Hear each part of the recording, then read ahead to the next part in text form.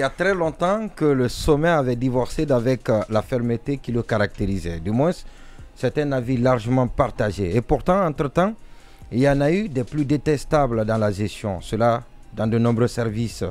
Ça avait l'air de l'obsolescence programmée, de l'engagement ou des engagements de départ. Celui notamment de ne pas faiblir, de ne pas hésiter, de ne pas trembler quand il s'agit de la Guinée. C'est vrai que de l'eau a coulé sous les ponts.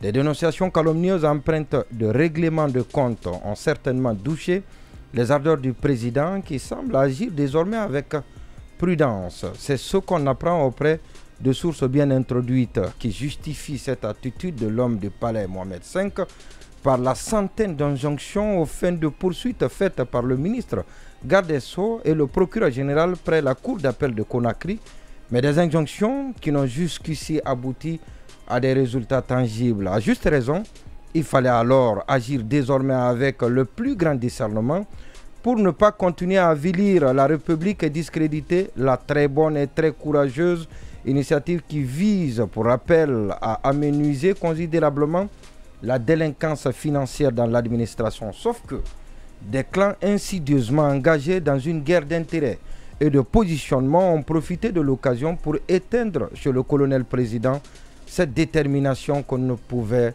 lui dénier. Et voilà qu'il surprend à nouveau. C'est une nouvelle grosse tête qui tombe à la suite de Yaya Sow, anciennement ministre des infrastructures et des transports. C'est un autre chef de département ministériel qui est sacrifié afin de rappeler à l'esprit des Guinéens devenus sceptiques au gré des scandales que la volonté du colonel président de lutter contre la corruption est constante. Il s'agit de Dr Pété Diallo, le désormais ancien ministre de la Santé, qui doit d'ailleurs faire face à la justice pour des faits présumés de corruption, de concussion et je ne sais quoi encore. La mécanique est bien connue.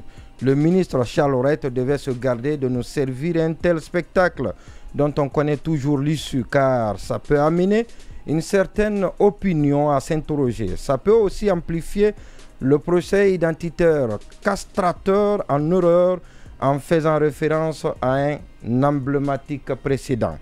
Par ailleurs, ce qui est vrai, le désormais ancien ministre est cité dans de nombreux dossiers qui sentent de la corruption, à tort ou à raison. La justice nous édifiera. Il y a le cas des vaccins périmés contre la Covid-19. Il y a ces liens suspects avec la société ZMC qu'il a réhabilité dans les conditions assez floues.